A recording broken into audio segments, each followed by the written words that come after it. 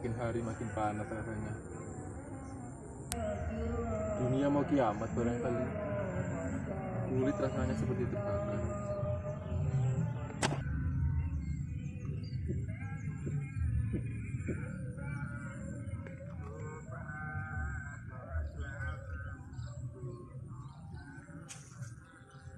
Dulu pada jam segini aku masih sanggup bekerja, tapi hari ini tidak. Kemarin kira-kira 1 jam sebelum matahari lingsir, aku sanggup mengumpulkan 3 ikat kayu bakar. Tapi hari ini aku baru mengumpulkan 1 ikat, padahal matahari sudah lama bergeser ke barat. Repot kalau terus-terus begini. Hidup bakal makin sulit, sementara kebutuhan hidup makin meningkat, penghasilan malah makin turun. Berapa perak uang yang bakal didapat dari seikat kayu bakar? Paling 1.500. Apa yang bisa diperoleh dari uang besar itu? Untuk makan kami sekeluarga jelas tidak cukup. Untuk memperoleh uang yang cukup, aku harus menjual banyak kayu bakar. Tapi bagaimana bisa mengumpulkan banyak kayu bakar? Udara begitu panas. Celakanya, harga kayu bakar sering tidak menentu. Hari ini 1.500, besok lusa bisa 1.000 atau 500 perak satu ikat. Itu pun dengan susah payah aku menjualnya. Musim kemarau begini, di pasar banyak orang menjual kayu bakar, sebab banyak kayu yang kering tersedia di hutan. Sementara itu, orang kampung banyak yang beralih memakai kompor minyak. Zaman memang sudah berubah. Mau bilang apa?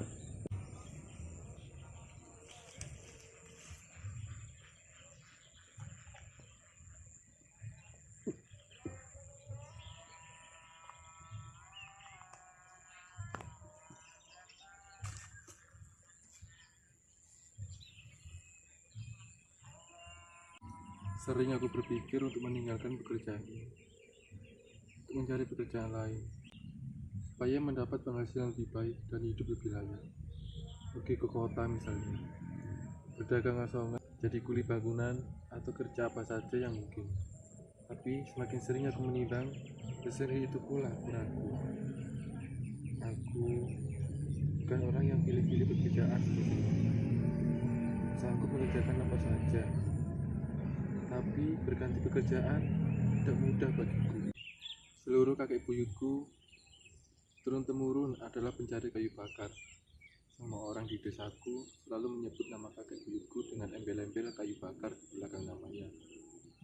Buyutku misalnya, dia bernama Langu, maka dia dipanggil Langu kayu bakar. Nama kakekku Luhur, kemudian dipanggil Luhur kayu bakar. Ayahku bernama Lono, maka ayahku dipanggil Lono kayu bakar. Dan aku sendiri Lugu, panggil Lugu kayu bakar. Aku dan kakek buyutku bukanlah orang yang gemar memuja nama keluarga, tapi kami tidak ingin mengingkari kenyataan bahwa orang di desaku menghormati dan menyebut nama keluargaku dengan hormat, dengan santun, meski di belakang nama keluarga kami ada embel-embel yang nampaknya sepele, bahkan rendahan, yang berasal dari pekerjaan keluarga kami dan juga rendahan, yaitu pencari kayu bakar. Anak sulungku pernah bilang supaya aku jangan bangga dengan sebutan kayu bakar di belakang nama keluarga kami. Bahkan menurutnya sebaiknya lupakan saja sebutan itu, berganti pekerjaan dan hidup lebih layak. Menurutnya, para tetangga dan orang-orang kampung menyebut nama keluarga kami dengan santun karena mereka memang orang-orang yang santun. Tidak ada maksud baik lain di balik itu. Bisa saja pendapat anakku itu betul, tapi perasaanku berkata lain. Aku merasa mereka menghormati keluargaku, lantaran keluargaku layak dihormati. Pertama, tentu saja karena kakek moyangku orang-orang yang baik, jujur dan tidak pernah merugikan orang lain. Yang kedua, Dalam melakukan pekerjaan, kami selalu berusaha menghasilkan yang terbaik. Kayu yang kami jual selalu pilihan, lurus dan kering. Kayu bakar yang mutunya kurang baik kami pakai sendiri.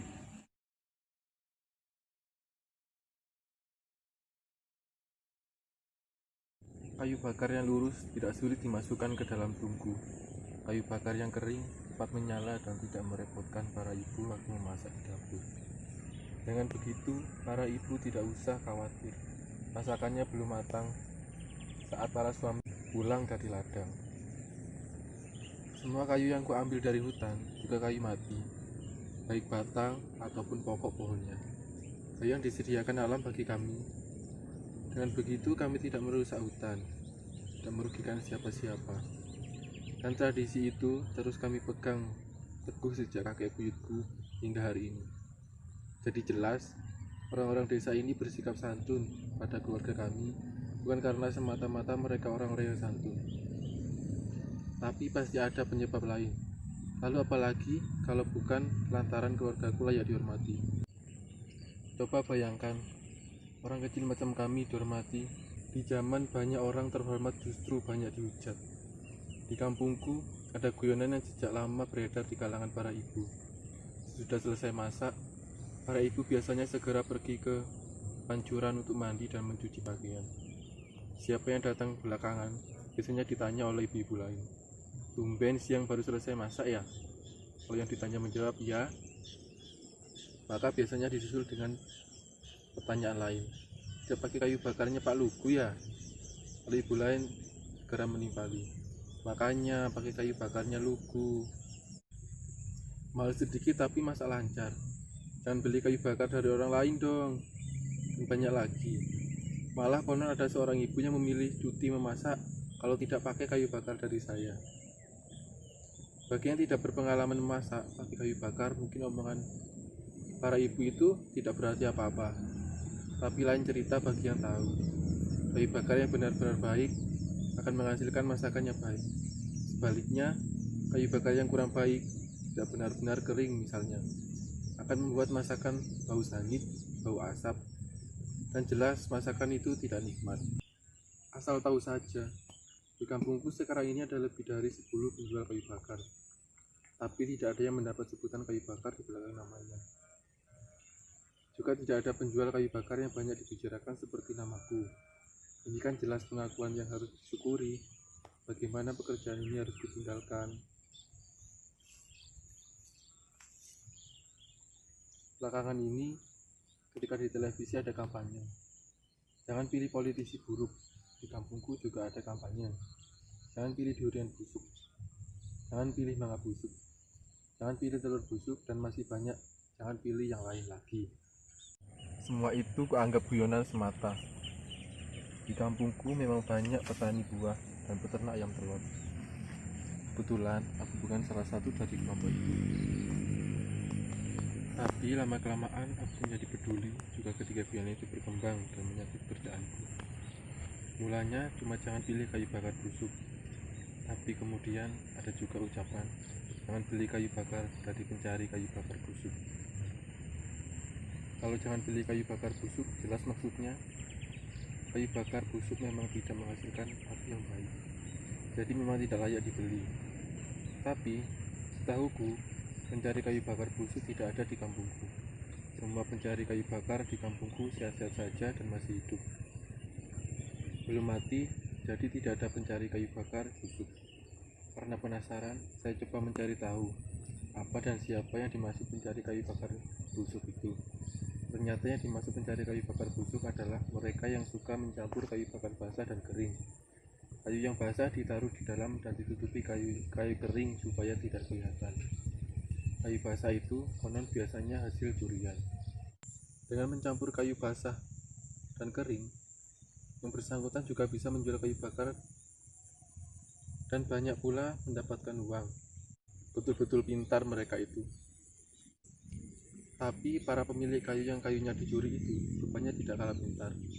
Itulah sebabnya mereka mengkampanyekan jangan beli kayu bakar dari pencuri kayu bakar busuk. Kampanye itu jelas menguntungkannya. Setidaknya saya diuntungkan secara apa itu istilah orang Twitternya moral, begitu. Tapi dalam urusan hidup ini, ternyata ini saya baru tahu. Yang perlu menjadi pertimbangan bukan melulu soal untung rugi. Buktinya, saya malah jadi sedih, jadi nelongso. Keuntungan yang saya peroleh nyatanya membuat pihak lain dirugikan. Siapa yang rugi? Ya mereka para pencari kayu bakar lain. Ya teman-teman saya itu. Mereka sampai sulit makan. Bukan sulit karena tidak selera makan, tapi memang tidak ada yang dimakan, sebab kayu bakar mereka tidak laku. Dan karena kami bertetangga, saya juga ikut repot. Saya harus berbagi dengan mereka. Mending kalau yang dibagi juga ada. Wong kami sendiri kekurangan pangan. Tapi mau bilang apa? Tapi saya tidak tega. Sejak kampanye, jangan beli kayu bakar dari pencari kayu bakar busuk didengungkan sekitar 3 bulan lalu, di mana keuntungan seharusnya saya peroleh. Dapur kami malah makin kacau. Istri saya yang awalnya kalem-kalem saja pun mulai mengisyaratkan sesuatu. Dia memang tidak mengeluh, tapi tarikan nafasnya sering aneh. Ketika sedang tidur misalnya, di mana umumnya orang bernafas sangat stabil dan halus. Dia malah terkadang seperti orang sedang jogging di tanjakan. Mendadak menarik nafas panjang dan mengembuskan sangat panjang. Anak-anak saya beraksi pergi spontan. Begitu masakan matang, langsung menyerbu dengan nasi dan panci sayur. Anak-anak saya tidak mau menunggu dan makan bersama anak-anak teman saya. Sebab kalau makan sama-sama, konon sering tidak kebagian. Dasar anak-anak. Saya sudah coba sarankan kepada teman sesama pencari kayu bakar, supaya mereka mengubah kebiasaan, supaya jangan menjual kayu bakar basah, didapat lewat mencuri. Tapi malah mereka tertawa. Apa bedanya? Tanya mereka kemudian. Kan sama saja, kita tetap susah juga. Buktinya ya sampean itu. Sampean dan kakek nenek sampean jujur sejak dulu toh. Sampean tetap masih jadi tukang kayu bakar juga dan hidup susah juga. Lalu saya bilang pada mereka, kalau ukuran hidup susah adalah kekurangan pangan, memang saya susah. Tapi itu lantaran saya tidak bisa menjual kayu bakar yang banyak, karena saya memang tidak bisa mencari banyak kayu bakar. Jadi bukan karena saya jujur. Kalau saya bisa tetap jujur sekaligus bisa mencari banyak kayu bakar, hidup saya pasti tidak susah. Mereka malah ketawa lagi. Jadi saya bilang pada mereka, dan kalau saya tidak susah bisa menolong kalian lebih banyak. Tahu mereka malah makin keras. Jadi saya bilang lagi, jadi jelaskan hidup saya yang susah menjadi lebih susah karena harus membantu kalian. Kenapa kalian harus saya bantu? Karena kalian hidup susah gara-gara bersikap curang dan mencuri. Mendadak tawa mereka berhenti. Betul-betul berhenti. Tapi hanya sedetik. Sudah itu mereka tertawa lebih keras lagi. Betul-betul sangat keras.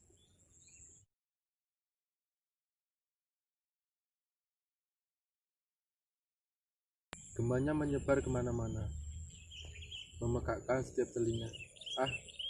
Akhirnya saya berhenti bicara. Apa gunanya membuang garam ke laut? Kemarin pagi, sebagian dari mereka pamit, mau pergi mencari peruntungan di kota. Sebagian lagi bermaksud bekerja di perusahaan penambangan kayu di kampung pedalaman sana. Ada perasaan sedih di hati saya, tapi mau bilang apa? Saya toh tidak bisa membantu lebih banyak. Saya hanya bisa berdoa, semoga mereka bekerja dengan baik dan berkelakuan baik. Semakin hari saya semakin percaya, dua hal itu yang membuat orang dihormati. Siapapun orang itu dan apapun pekerjaannya, sudah begitu banyak contoh yang saya lihat. Tokoh yang semula menempati posisi begitu terhormat, akhirnya dihujat. Saya membayangkan alangkah piluhnya hati mereka. Bukan hanya mereka yang langsung kena sasaran, Tapi seluruh keluarganya ikut menanggung sakit. Bahkan terkadang generasi yang belum lagi dilahirkan. Bisa saja mereka mengingkari rasa sakit itu dengan mengatakan dirinya tidak bersalah, sehingga tidak perlu merasa sakit. Tapi siapa bisa mengingkari suara hati? karena cat dinding rumah kita bisa diubah kapan saja kita mau. Versi wajah bisa kita setel seperti yang kita inginkan, sesuai perintah otak yang sudah kita latih dalam nomor-nomor latihan sebelum kita naik pentas. Tapi siapa bisa mengingkari suara hati? Orang boleh saja mengumumkan pada dunia bahwa dirinya bersih. Ada legitimasi hukum yang sah, ada dukungan publik yang meneriakkan yel-yel penuh semangat. Itu tidak adil, disalah harus menghukum dirinya dalam penjara. Pengasingan tak bertepi, sebab pintu taubat Sang Maha Kuasa bahkan terlalu terbuka bagi siapapun. Tapi bijaksanakah si kala jika ia menghendaki tahta kehormatan? Tidak ada orang yang mutlak baik atau mutlak jahat. Jadi nenek moyangku pernah juga melakukan kesalahan. Setidaknya 1-2 batang kayu basah pernah pula ia selipkan dalam kayu kering yang dijualnya. Begitupun aku, sengaja atau tidak, tapi aku dan keluargaku tidak pula meminta-minta orang menghormati kami. Semua datang secara wajar. Toh belakangan ini saya mulai khawatir. Hutan di daerah ini semakin sempit. Penebangan besar-besaran terus berjalan. Siapa bisa menjamin pencari kayu bakar macam kami bisa bertahan hidup? Kalau toh bisa, apa mungkin saya bisa bersikap terhormat? Hutan semakin sempit, kayu bakar semakin berkurang, masa depan kami jelas terancam. Saya khawatir, pada akhirnya saya akan menjadi pencuri kayu seperti halnya pencuri kayu bakar lainnya. Dan perusahaan penebang kayu, saya tahu para pencari kayu bakar, teman-teman saya mulai mencuri. Ketika tahu habitatnya mulai dirusak, semena-mena oleh perusahaan penebang kayu di hutan sekitar sini. Semua sudah seperti benang kusut, kecurigaan menerbak kemana-mana, jalin menjalin, tumpang tindih, mendarah daging. Setiap hembusan nafas yang kita lakukan mungkin hanya nafas kecurangan. Orang-orang yang menggalakkan kampanye, jangan beli kayu bakar dari penjual kayu bakar busuk, mungkin lebih busuk dari teman-teman saya. Bedanya mereka punya kesempatan, uang dan kekuasaan untuk melakukan kampanye. Mereka, para kampanyewan, hanya sedang berperan. Peranannya sesuai keadaan. Suatu hari nanti, peran mereka akan berubah sesuai tuntutan zaman. Teman-teman saya sekarang hanya punya parang, dan parang tidak mampu membabat hutan. Jadilah mereka pencuri kecil-kecilan. Suatu hari nanti, ketika parang mereka berganti mesin, mereka akan membabat hutan juga. Lalu hutan pun tandas. Apa yang bisa saya kerjakan sebagai mencari kayu bakar? Tidak ada. Sebelum hutan tandas dan mati kelaparan, mungkin lebih baik saya jadi kuli di perusahaan penebang hutan. Siapa tahu lama-lama menjadi mandor, lalu pemborong kecil-kecilan. Akhirnya menuju muara yang sama, perusahaan penebangan hutan juga. Mungkin awalnya berusaha secara baik-baik, memegang etika dan hukum yang berlaku, tapi siapa bisa menebak arah angin? Hidup di tengah para perampok pasti sulit menjadi baik. Meski berat hati, saya barangkali akan mengikuti saran anak saya, ganti pekerjaan dan hidup lebih layak. Memang tidak ada jaminan, ganti pekerjaan akan mengubah nasib, tapi paling tidak bisa menepis rasa bosan setelah seumur hidup menjalani pekerjaan sama, nasib yang sama.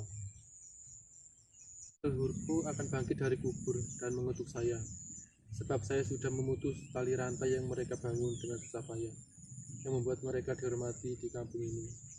Saya hanya berharap arah angin akan berubah. Orang yang dihormati bukan hanya orang baik dan jujur, tapi juga yang sekedar memerankan kebaikan dan kejujuran. Kenapa?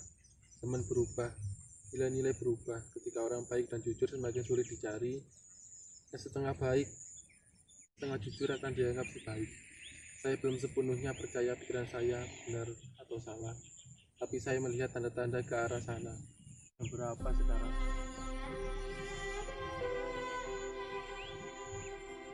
Katanya sebentar lagi asar, saya harus pulang. Bukannya bicara banyak.